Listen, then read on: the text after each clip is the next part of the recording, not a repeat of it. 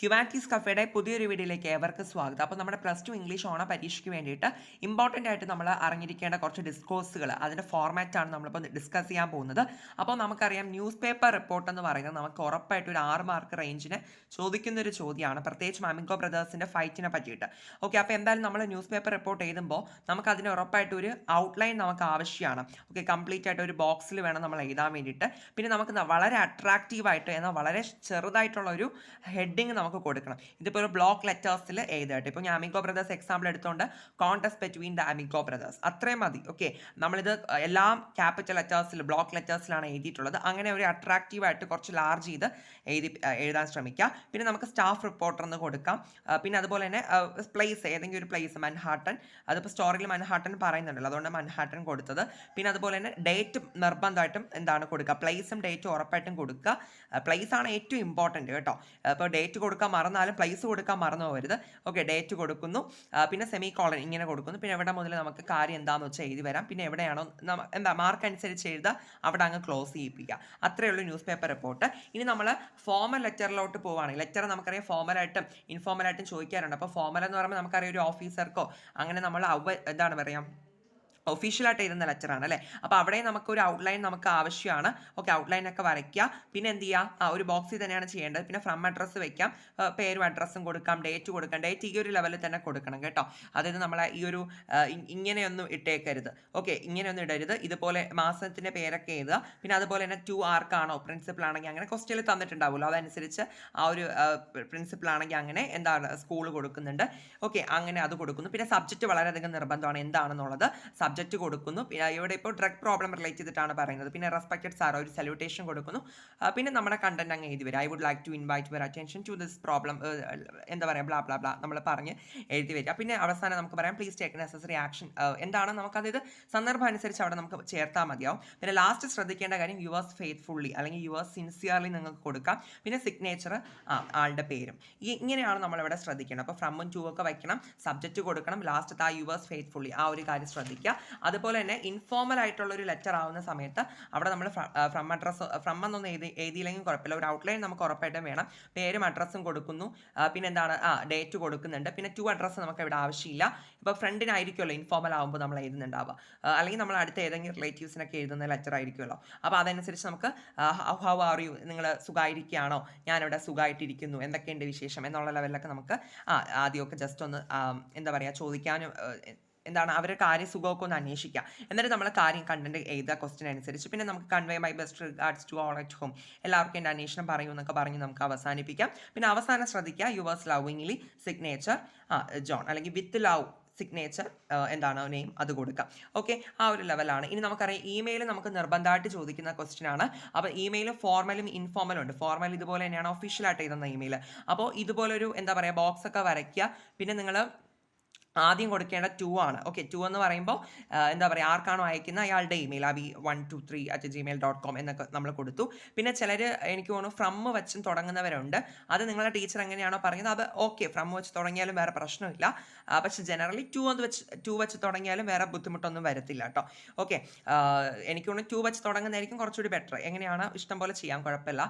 2CC എന്ന് നമ്മൾ കൊടുക്കുന്നുണ്ട്. എവിടെ ഒന്ന് നമ്മൾ ബ്ലാങ്ക് ആയിട്ട് ഇട്ടാൽ മതി. സബ്ജക്റ്റ് എന്താണോ അത് സബ്ജക്റ്റ് നമ്മൾ എവിടെ എന്ത് ചെയ്യണം, ആ ക്വസ്റ്റ്യൻ അനുസരിച്ച് നമ്മൾ സബ്ജക്റ്റ് അവിടെ എഴുതിക്കൊള്ളണം.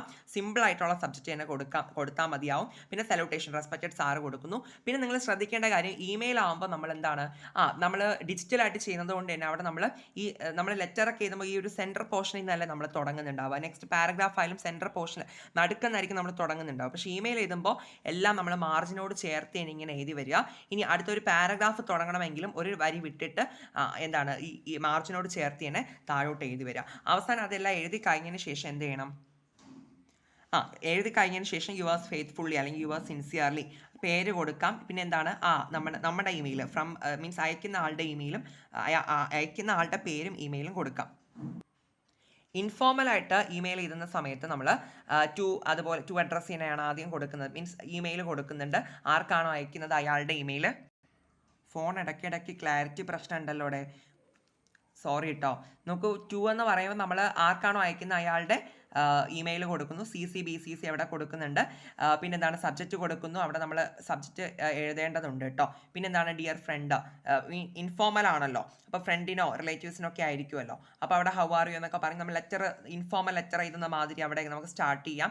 പക്ഷേ ശ്രദ്ധിക്കേണ്ട കാര്യം മാർജിനോട് ചേർന്ന് തന്നെ തുടങ്ങുക. പാരഗ്രാഫ് സ്റ്റാർട്ട് ചെയ്താലും അങ്ങനെ തന്നെ ചെയ്യുക. പിന്നെ യുവേഴ്സ് ലവിങ്ലി അല്ലെങ്കിൽ വിത്ത് ലവ് എന്ന് കൊടുക്കാം. പേരും എന്താ പറയുക ഇമെയിലും കൊടുക്കുക. കാണാൻ പറ്റുന്നുണ്ടല്ലോ അല്ലേ? ഓക്കെ. യുവേഴ്സ് ലവിങ്ലി ജോണും മീൻസ് ആരാണോ അയക്കുന്ന ആളുടെ പേരും ആളുടെ ഇമെയിലും നമ്മൾ കൊടുത്ത് അവിടെ വൈൻഡപ്പ് ചെയ്യാം. ഓക്കെ. അത് ഈ ലെറ്ററും ഇമെയിലും ന്യൂസ് പേപ്പർ റിപ്പോർട്ടൊക്കെ ഉറപ്പായിട്ടും ചോദിക്കുന്നതാണ്. അപ്പോൾ എല്ലാവരും അത് നിർബന്ധമായിട്ട് പഠിച്ചിട്ട് പോണേ. സ്പീച്ച് നമുക്ക് ഉറപ്പായിട്ടും ഒരു 8 മാർക്കിനോ 6 മാർക്കിനോ ചോദിക്കാൻ ചാൻസ് ഉണ്ട്. അപ്പോൾ നമുക്ക് തുടങ്ങാം. Respected dignitaries on the dais, my dear friends and teachers. അല്ലാന്നുണ്ടെങ്കിൽ ladies and gentleman good morning എന്ന് പറഞ്ഞ് തുടങ്ങാം കേട്ടോ. എങ്ങനെയാണോ നിങ്ങളുടെ ഇഷ്ടം പോലെ തുടങ്ങിക്കോളൂ, കുഴപ്പമില്ല. In this glorious occasion I am extremely happy to share a few words about women empowerment. Okay. ഈ ഒരു ലെവലിൽ നമുക്ക് സ്റ്റാർട്ട് ചെയ്യാം. ഓക്കെ.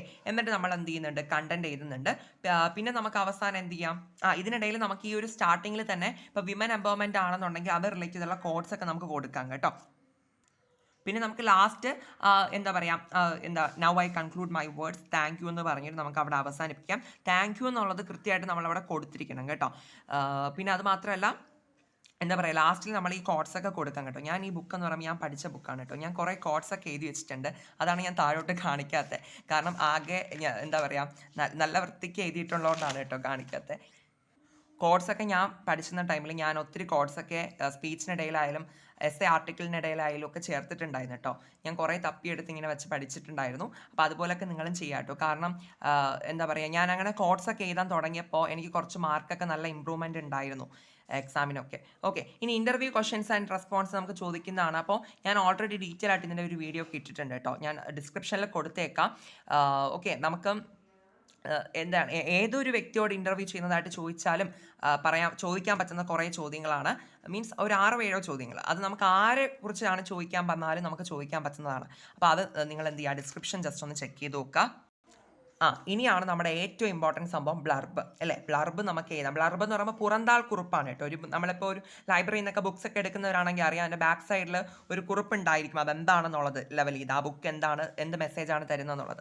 അപ്പോൾ അത് തന്നെയാണ് ബ്ലർബ്. ബ്ലർബ് നമുക്ക് ഏതെങ്കിലും പഠിക്കാനുള്ള ഒരു ചാപ്റ്റർ ആയിരിക്കും. മീൻസ് എനി വിമണിന് വേണ്ടിയിട്ട് ഒരു ബ്ലർബ് തയ്യാറാക്കാൻ അങ്ങനെയൊക്കെ പറഞ്ഞിട്ടായിരിക്കും ചോദിക്കുന്നുണ്ടാവുക, എന്താ പറയുക, ക്വസ്റ്റ്യൻ വരുന്നുണ്ടാവുക. അപ്പോൾ നമുക്ക് ഓദർ നമുക്കറിയാം. പിന്നെന്താണ്, ഇതുപോലെ ചിലപ്പോൾ അവർ ഹിൻറ്റുകൾ തരാൻ ചാൻസ് ഉണ്ട് കേട്ടോ. നെയിം ഓഫ് ദ ബുക്കും ഓദറും ഏത് പബ്ലിക്കേഷൻസ് ആണ് പബ്ലിഷ് ചെയ്തത്, പ്രൈസ് എത്രയാണെന്നൊക്കെ പറഞ്ഞ് തരാൻ ചാൻസ് ഉണ്ട്. പക്ഷെ പഠിക്കാനുള്ള ലെസൺസ് ആവുന്നത് കൊണ്ട് തന്നെ മിക്കവാറും ഇത് തരാനും എന്താ പറയുക, ചിലപ്പോൾ തന്നാലായി, ചിലപ്പോൾ തരത്തില്ല. അതാണ് കാര്യം. അപ്പോൾ എന്തായാലും നമുക്ക് ചോദിച്ചെങ്കിൽ നമ്മൾ എഴുതേണ്ട ഫോർമാറ്റ് ഇത്രയേ ഉള്ളൂ. ഒരു ഔട്ട്ലൈൻ ഇവിടെ ആവശ്യമാണ്. പിന്നെ എന്താണ്, നമുക്ക് ഇങ്ങനെ കൊടുക്കാം, any women and other poems എന്ന് പറഞ്ഞ് കൊടുക്കാം. ഓക്കെ. ഇപ്പോൾ എനി വിമൺ ആയതുകൊണ്ട് അപ്പോൾ മാച്ച് ബോക്സ് ആയിരുന്നെങ്കിലോ match box and other stories എന്ന് പറഞ്ഞ് കൊടുക്കാം. മെയിൻ ഹെഡിങ് കൊടുക്കുന്നു. ആരാണോ എഴുതിയത് അയാളുടെ പേര് കാതറിൻ ടിനാനാണ്. അപ്പം അത് കൊടുക്കുന്നു. പിന്നെ നമുക്ക് ഒരു വരി വിട്ടിട്ട് നമുക്ക് ഇതാ ഇങ്ങനെ എഴുതാം, a collection of some of the aesthetic poems by Katharine Tynan അല്ലേ. കാതറിൻ ടിനൻ വളരെ മനോഹരമായിട്ടുള്ള എന്താണ് കുറച്ച് പോയംസ് ആണ്, അതിൻ്റെ ഒരു കൂട്ടം അല്ലേ, പോയംസിൻ്റെ കളക്ഷനാണ് ഈ ഒരു ബുക്കിലുള്ളത് എന്ന് പറഞ്ഞ് നമുക്ക് സ്റ്റാർട്ട് ചെയ്യാം. ഓക്കെ. എന്നിട്ട് the theme of the most of the poems centring around എന്താണോ ആ ഒരു തീം, എന്താണ് കണ്ടന്റ് എന്താണെന്നുള്ളത്. ഇപ്പോൾ മദർഹുഡിനെ പറ്റിയിട്ടാണല്ലോ. അപ്പോൾ ആ ഒരു കാര്യമൊക്കെ നമുക്ക് ഡീറ്റെയിൽ ആയിട്ട് അവിടെ കൊടുക്കാം.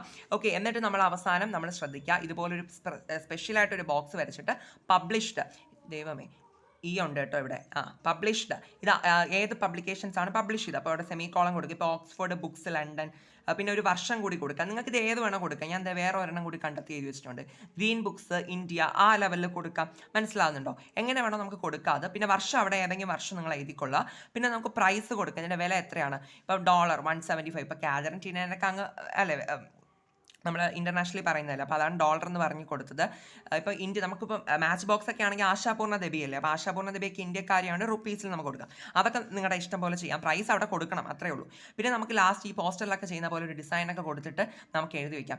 ഞാൻ എഴുതി വെച്ചിട്ടുള്ളത് എ വിംസിക്കൽ എക്സ്പീരിയൻസ് അപ്പോൾ ഇത് ഞാൻ ഇവിടെ എഴുതിയിട്ടുള്ളത് a whimsical experience, don't miss the opportunity to read it അല്ലേ. അപ്പോൾ നല്ലൊരു എക്സ്പീരിയൻസ് ആണ്, വളരെ എൻജോയബിൾ ആയിട്ടുള്ള ഒരു എക്സ്പീരിയൻസ് ആണ്. ഈ ഒരു അവസരം, വായിക്കാനുള്ള അവസരം മിസ്സാക്കരുത് എന്നുള്ള ലെവലിൽ എഴുതിയിട്ടുണ്ട്. നിങ്ങൾക്ക് ഇതുപോലെ പഠിച്ച് എഴുതാൻ കേട്ടോ, കാരണം ഇത് നല്ലൊരു ടേമാണ് ഈ ഒരു വിംസിക്കൽ എക്സ്പീരിയൻസ് എന്നൊക്കെ പറയുന്നത്.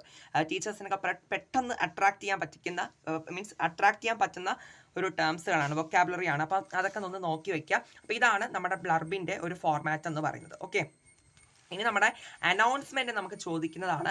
നമ്മുടെ അമിഗോ ബ്രദേഴ്സ് റിലേറ്റ് ചെയ്തിട്ടോ അങ്ങനെ കൂടുതൽ അതാണ് എങ്ങനെയെങ്കിലും അനൗൺസ്മെന്റ് ചോദിക്കാറുണ്ട്. അപ്പോൾ നമ്മൾ അവിടെ അതിൻ്റെ ഫോർമാറ്റ് എന്താണെന്ന് വെച്ചിട്ടുണ്ടെങ്കിൽ ആദ്യം അനൗൺസ്മെന്റ് എന്ന് ഇങ്ങനെ എഴുതുന്നു, പിന്നെ ഒരു വരി വിട്ടിട്ട് ജസ്റ്റ് അടുത്താണ് ഔട്ട്ലൈൻ നമ്മൾ വരയ്ക്കുന്നത്. ഓക്കെ, പിന്നെ dear students and teachers good morning എന്ന് പറഞ്ഞ് നമുക്ക് കണ്ടന്റ് എന്താണോ അതനുസരിച്ച് നമ്മൾ അവിടെ എഴുതിയാൽ മാത്രം മതിയാവും. ഓക്കെ, പിന്നെ എന്താണ് may the best win, thank you എന്നൊക്കെ പറഞ്ഞിട്ട് ലാസ്റ്റ് ഒരു താങ്ക് യു ഒക്കെ കൊടുക്കുക. ആദ്യം ഒരു സല്യൂട്ടേഷൻ നമ്മൾ കൊടുക്കണം, എല്ലാവരും ഒന്ന് അഡ്രസ്സ് ചെയ്യണം അല്ലേ. എന്നിട്ട് ഒരു ഗുഡ് മോർണിംഗ് എന്നൊക്കെ പറഞ്ഞിട്ട് ലാസ്റ്റ് ഒരു താങ്ക് യു, ആ ഒരു രീതി ഒന്ന് മനസ്സിലാക്കുക. പിന്നെ അനൗൺസ്മെന്റ് ഇവിടെ കൊടുക്കുന്നുണ്ട് ഒരു ഹെഡിങ്, താഴെ ഈ വര ഇടാനൊന്നും പോകണ്ട കേട്ടോ, ജസ്റ്റ് ഒരു വരി വിട്ടിട്ട് ബാക്കി എഴുതിയാൽ മതിയാവും. ഓക്കെ, ഇനി നമ്മുടെ എന്താ പറയുക ബ്ലോഗ് അല്ലേ. ബ്ലോഗ് നമുക്ക് ഓണം എക്സാം റിലേറ്റ് ചെയ്ത് ഇമ്പോർട്ടൻ്റ് അല്ല എങ്കിലും ജസ്റ്റ് ഒരു ഫോർമാറ്റ് പറയുകയാണെങ്കിൽ ഔട്ട്ലൈൻ നമ്മൾ വരയ്ക്കണം. എന്താണ് ഇപ്പോൾ സ്റ്റാമർ നിങ്ങൾക്ക് ഇനി പിന്നീട് പഠിക്കാനുള്ള ഒരു പോയമാണ്. അപ്പം എന്താണോ കണ്ടന്റ്, അതിൻ്റെ ടോപ്പിക് എന്താണോ അത് നമ്മൾ എഴുതുന്നു. പിന്നെ ഡേറ്റ് May 9, 2020 ഇതാണ് ഡേറ്റ് ചെയ്തേണ്ട ഫോർമാറ്റ്. പിന്നെ ഒരു സ്ലാഷ് കൊടുക്കുന്നു, ആരാണോ എഴുതുന്നത് അയാളുടെ പേര്, പിന്നെ കണ്ടന്റ് എഴുതുന്നു. ഒരു ഔട്ട്ലൈൻ ആണ് ഇത് ചെയ്യുന്നത്.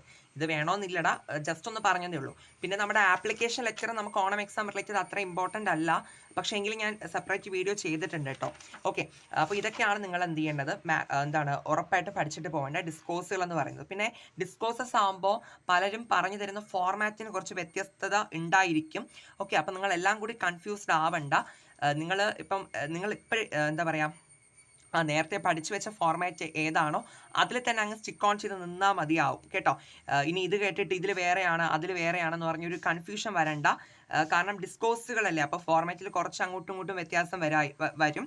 ഓക്കെ, ഇപ്പം ഞാൻ പ്രൊവൈഡ് ചെയ്തിട്ടുള്ളതെന്ന് പറയുമ്പോൾ എൻ്റെ ടീച്ചർ എന്നെ പഠിപ്പിച്ചിട്ടുള്ളതായിരുന്നു. ഓക്കെ, എൻ്റെ പബ്ലിക് എക്സാമിന് ഞാൻ എഴുതിയിട്ടുള്ള ഫോർമാറ്റ് തന്നെയാണ്. അപ്പോൾ ഇത് തെറ്റായിട്ടുള്ള കാര്യങ്ങളൊന്നുമല്ല. നമുക്ക് ഫോർമാറ്റുകൾ അങ്ങനെ കുറച്ചിതൊക്കെ വ്യത്യാസങ്ങൾ വന്നാലും വേറെ ഇഷ്യൂസ് ഇല്ല കേട്ടോ. ഓക്കെ, അപ്പോൾ എന്തായാലും നിങ്ങൾക്ക് ഏതാണോ സിമ്പിളായിട്ട് തോന്നുന്നത് അതുപോലെ നിങ്ങൾ സെലക്ട് ചെയ്ത് പഠിക്കുക. എന്തായാലും നമ്മളൊരു കറക്റ്റ് ഫോർമാറ്റ് പഠിച്ചിട്ട് പോകണം. ഉറപ്പായിട്ടും നമ്മൾ ആ ഒരു ഫോർമാറ്റിൽ പ്രത്യേകിച്ച് മാർക്ക് ഉള്ളതാണ്. ഓക്കെ, അപ്പോൾ അത്രയേ ഉള്ളൂ. ഇനി എന്തെങ്കിലും ഡൗട്ട്സ് ഉണ്ടെങ്കിൽ ചോദിക്കുക. Thank you.